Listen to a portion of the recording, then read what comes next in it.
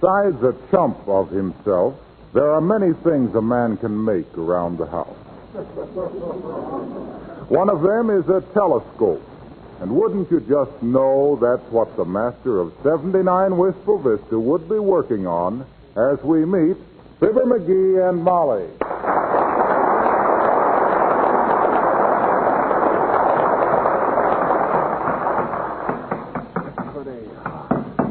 Hot dog, this thing is coming along swell, Molly. That's nice. Going to have it finished almost any time now. That's fine. Going to be a beauty, too. Of course it is. Going to be the best in town. Oh, good. You want to use it sometimes?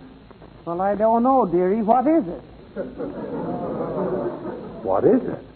Why, Molly, you mean to sit there with your lap full of bungalow apron and tell me you don't know what I'm making?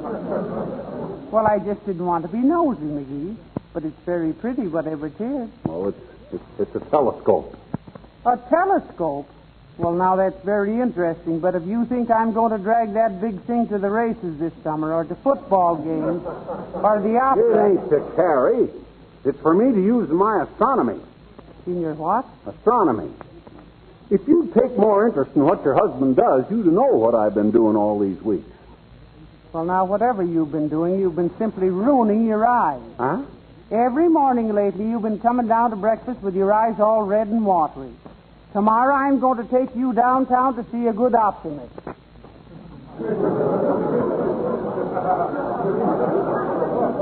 I don't want to go to an optimist. My eyes are all right. Besides, I've just been working hard. You've been what? I've been working hard.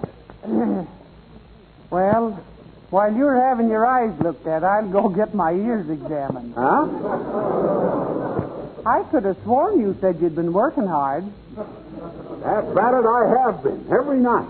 Except last night. I sat up most of the night last night and read last night. Well, now, what'd you do that for, Foolish? I had to. I had a book that I couldn't lay down once I'd started. Was it that good? It was terrible.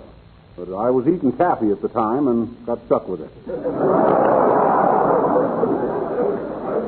Well, now, I don't care. Your eyes need attention, and tomorrow morning we're going downtown and have you examined for glasses. Well, I've been trying to get you to go for 6 months. Well, I'm finishing this telescope tonight, and from then on I won't have to strain my eyes. Boy, it's going to be swell to have a nice big new telescope. Here I've been spending hours out there in that backyard every night watching the sky through them old opera glasses. Who are you expecting, Santa Claus? Don't be ridiculous, Mrs. McGee. I've been checking a certain section of the consternation, and I think, mind you, that I may have discovered a... Discovered a what? Well, never mind. I want to do a little blah, blah, blah, blah. I want to do a little more checking up before I make any announcement. The guy said when he stuck his hand in the alphabet soup, I'm groping for words.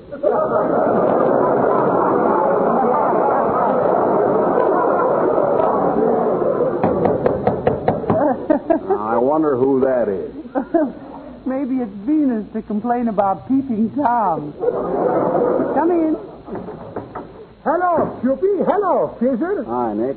I hope I'm not buddling in where angels are afraid to tread, but I wanted to tell Mrs. McGee what is happening about the chocolate Easter's rabbit she's ordering from my candy kitchen. Oh, is it ready, Mr. DePopular? Frankly, Cupid, yes and no. Huh? Yes, it is done, and no, it's no good. What's the matter with it, Nicholas? Well, I will try to explain the situation, Puss, in a nutmeat. In the first place, which is my candy kitchen at 14th and Oak Street, I'm getting an order for a big chocolate rabbit. Uh-huh. So, in order to fill the order, I am getting a big, real, alive rabbit to serve me as a middle while I muddled it. You grab me? Oh, you mean you got a real live rabbit to work from as a model, huh? Precisely. But if you think those bunnies is sitting still while I'm making a picture of him in hot chocolate, you have another guess coming, and I'll bet I know what it is, and you're right. No, he wouldn't. Well, now, that's too bad, Mr. DePopulis, but don't let it get you down. I can do without a chocolate rabbit this year, I guess. Why, sure. Cupid, Never let somebody say that Nicholas DePopoulos is letting you down, Easy. Because when you order a chocolate rabbit from me, you're getting a chocolate rabbit, even if it looks like a reindeer, and it certainly does.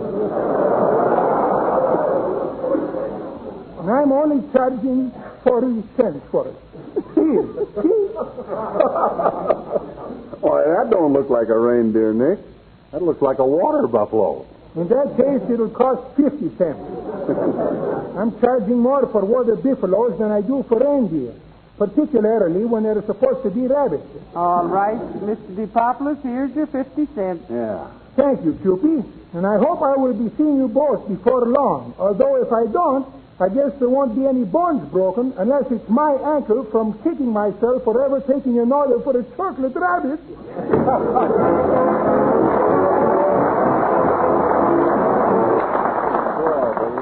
Oh, and it was so nice of you to drop in, Mrs. Uppington. Could I run you up a cup of tea? Oh, no, thank you, my dear. I just wish to come over and ask you.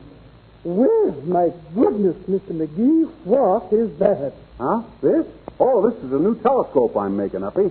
I took up astronomy, and I didn't want to get caught with my planets down. Don't you get it? I says I didn't want to get caught. Ain't funny, McGee. Well, astronomy is a serious business. Oh, I'm sure it must be.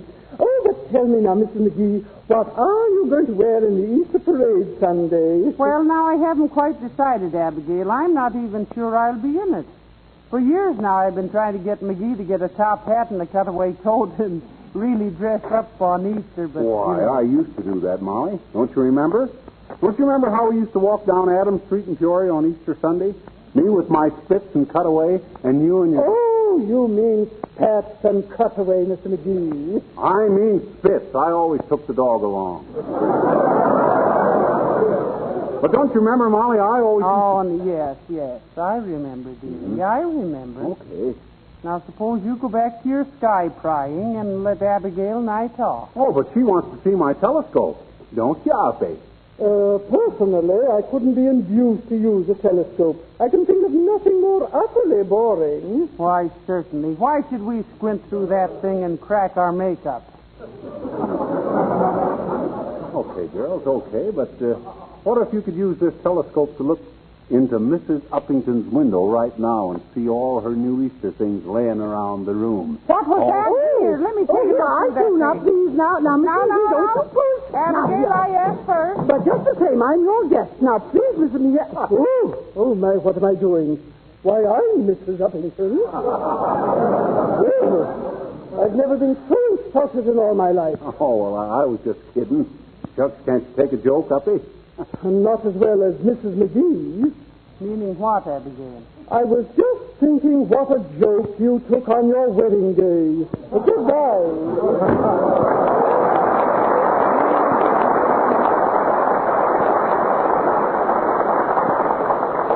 Oh, so I'm a joke, am I? Yes, but stop me if I've heard you.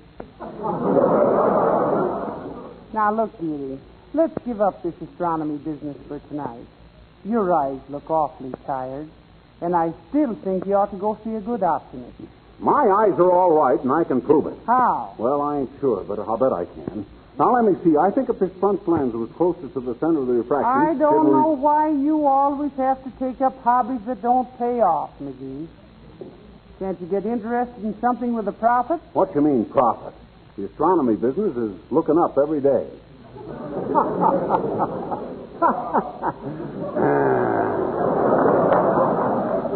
That was hardly worth the effort, I'd say. Well, now, let's see. If I raise the front end of the telescope about 45 degrees, it ought to... Hi, folks. What are you doing? Hello, Mr. Wilcox. I'm building a telescope, Harlow. Yes. He's decided to change his career. He's given up wool gathering in favor of stargazing. Okay. You're right. If you like, I'll show you. Hey, give me a hand, Wilcox. Help me lift this thing over to the window. Okay, pal. Take it easy now there. Let me get... Open the window, Molly, will you? Which way do you want to point it, Professor? Which way would any astronomer point a telescope? Up. You Omaha flash.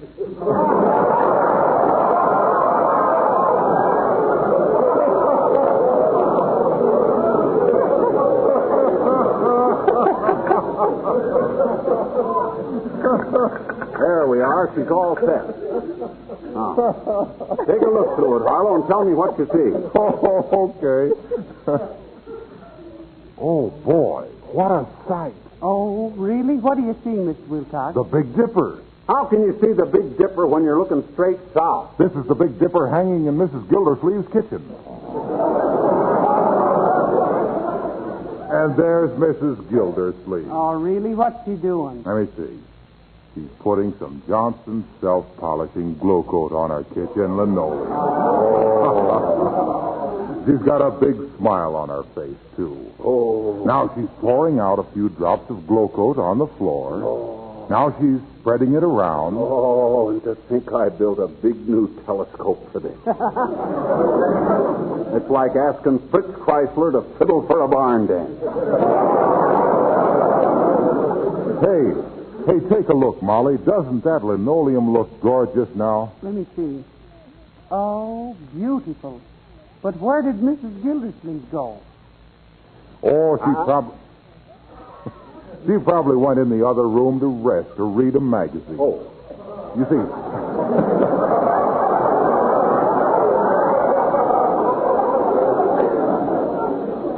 Now, look. Glow coat dries to a grand glossy polish in 20 minutes or less, you know, without any rubbing or buffing.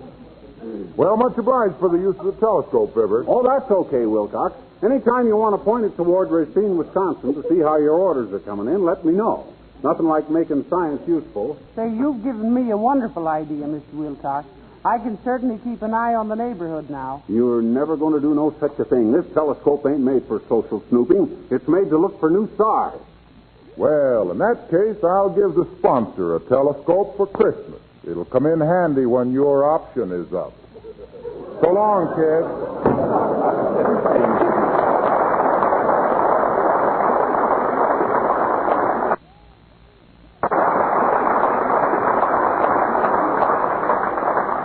You're going to be embarrassed. Our sponsor has a telescope. Oh, yes? What do you mean by that, anyway? Well, I could never guess, I hope. Now, come on, dearie. Leave that thing alone. I'm worried about you straining your eyes. Oh, forget my eyes. I can't. They're so beautiful. Which one? And quit kidding me. Don't you realize that astronomy is a serious business? Don't you realize... I wonder if the astronomers at Harvard have all this trouble. Come in. Hi, mister. Oh, hello there. I can't spare any time to talk to you now. I'm busy now. Doing what? I'm studying astronomy. What's astronomy? Well, it's the study of the stars, sis. Mars, Jupiter, Saturn, Venus, Betelgeuse, Sirius. Is it? Is it what? Serious.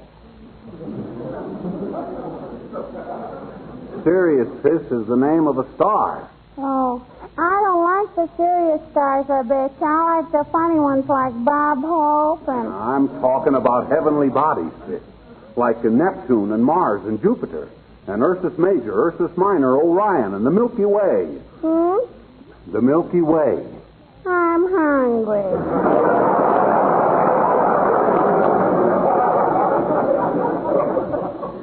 You're always hungry. Dad Rabbit, don't they feed you at home? No.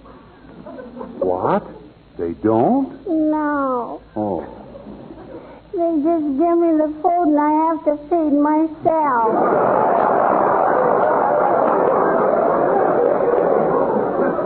Oh. Well, that's tough. I know it. Yeah. Hey, what's that thing for, Mr. McGee? What? You sure dry your eyes quick. That's my telescope. Want to take a look through that telescope? Sure. Here. Well, wait till I point it at the moon for you. There. Now look through this little aperture here. See? Oh. Huh? Isn't that wonderful, mister? Yeah, you see the man in the moon? Is it really a man who is it, mister? Why, of course it is. Ah, look at her, Molly. I've opened up a whole new world for the little tyke.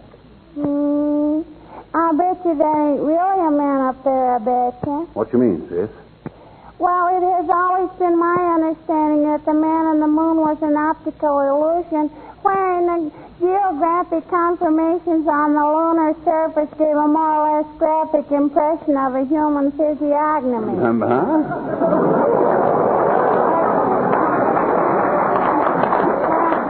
I tell you, mister, if that man on the moon malarkey makes you any happier, you have my blessing. So long, Galileo.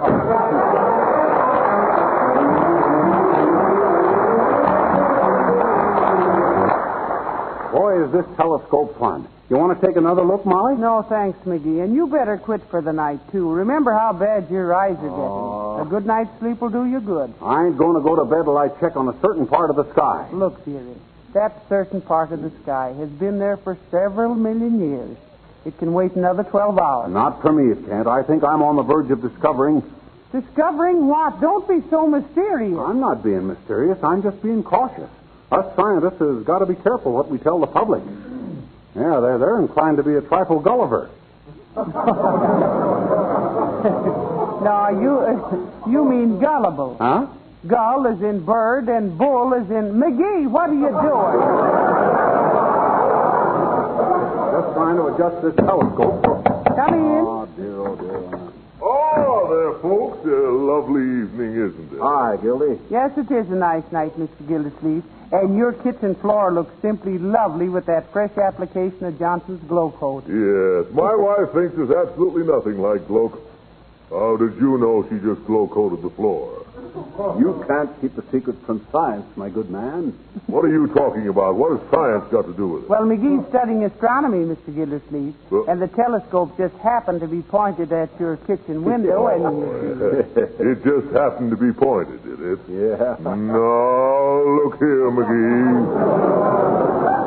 You prying little window peeper. If I ever hear of you peeking into my house again with that silly spyglass, I'll... Hey, them rings around Saturn sure are pretty tonight. Are you listening to me, McGee? Hey, Molly, hand me a pencil and paper, will you? I got to make some notations. All right, dearie. McGee, I'm talking to you. I know it, and I wish you'd shut up. The trouble with you, Gildersleeve, is that you're here today and here tomorrow. Now, keep quiet. I got work to do. Now, let me see. If Venus comes within 26 million miles of the Earth... What's the matter, Mr. Gildersleeve? What are you fidgeting about? Well, Gee, I wish I could look through that thing. May I, McGee, please? Just one little peek? No, not now, son. But if you behave yourself... I'll let you look at Halley's Comet next time it comes past. Gee, thanks, little pal. When does Halley's Comet come by again, McGee? 1986. Well, I guess I better sit down, then. This will be quite... What? 1986? No, look here, McGee. Hot dog, there it is. What? Halley's Comet? No, McGee's Comet. I just discovered a comet myself. Oh, you had me startled there for a minute. Yeah, me too. How many comets do you discover for evening, McGee? How much are they a dozen? Okay, laugh if you wanna. But I tell you, I've discovered a new comet. I thought so weeks ago, and that's why I built this brand new big telescope. Well, what makes you think it's a new one, McGee? Because it ain't listed on any of the sky charts. That's why. Oh, boy. McGee's Comet. This will make me notorious all over the world.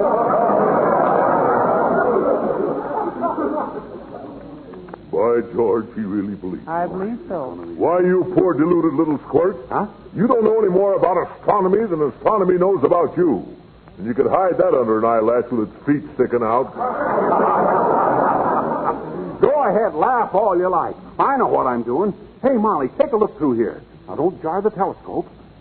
What do you see? Heavenly days, this is a powerful telescope. Ah, you betcha. Oh, I see an angel. What? Oh, no, it's a moth. Don't you see that little star way down low on the horizon? The one with the tail on it? That's it. That's the comet. And I discovered it. That's McGee's Comet. McGee's Comet. Is that so? Yes, that's so. Here, Gildersleeve, if you're so skeptical, take a look. There. By George, it is a comet. Why, sure it's the Comet, you big dodo. And it ain't mentioned in any of the books either. It's a new one. My goodness, Mr. Gildersleeve, do you really think he did? Mrs. McGee, I think he's done it. You bet. Think of it. My little buddy discovering a new comet. I'm going to telephone the newspaper. Give me the phone, McGee. Give me the Wistful Vista Gazette, please. Hello? Gazette? Throckmorton P. Gildersleeve speaking. I have great news for you. We've discovered a new comet in the eastern sky. Under the friendly supervision of his lifelong friend and associate, Mr. Throckmorton P. Gildersleeve. Yes, I think you have my picture in the file down there. Yes, a new comet was accidentally discovered tonight by a local man. Mr. Throckmorton P. Gildersleeve may be quoted as saying... Give me that telephone. No, you don't. Give it to me. Hello, editor. I'm Fibber McGee, 79 Wistful Vista, and I'm the guy that discovered that comet. Now, wait a yes, minute. sir. At exactly 11:56.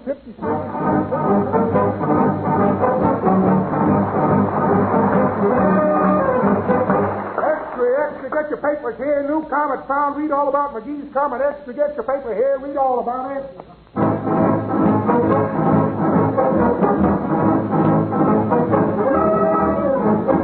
This is the midnight edition of the Wistful Vista News. At a late hour tonight, the reports seem to be confirmed that the new comet discovered by a Mr. Fibber McGraw of 76 Wisteria Vistula is absolutely authentic. The head of the Mount Whitney Observatory, Professor Widdiekind, is on his way to consult Mr. McGrew about his discovery. Some skepticism has been expressed in scientific circles because the last comet discovered by an amateur astronomer turned out to be the 936 mail plane to Cincinnati. Is your stomach easily upset? If you wake in the morning with that sluggish feeling, try a bottle of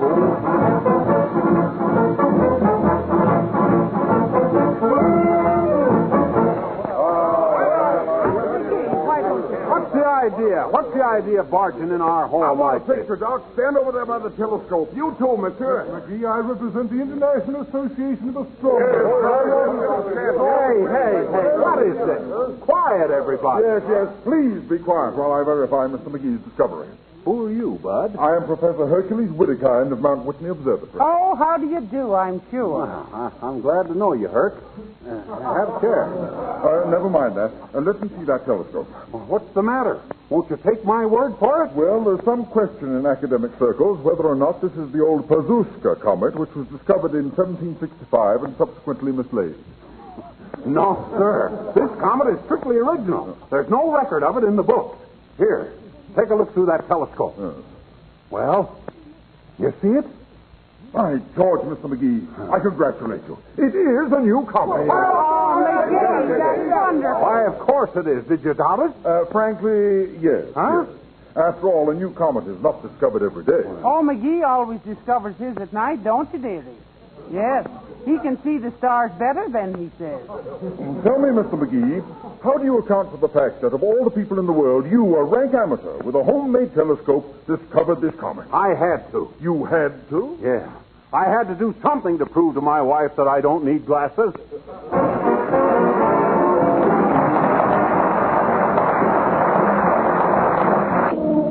Hot dog, Molly, I'm famous. Fibber McGee, discoverer of the McGee Comet.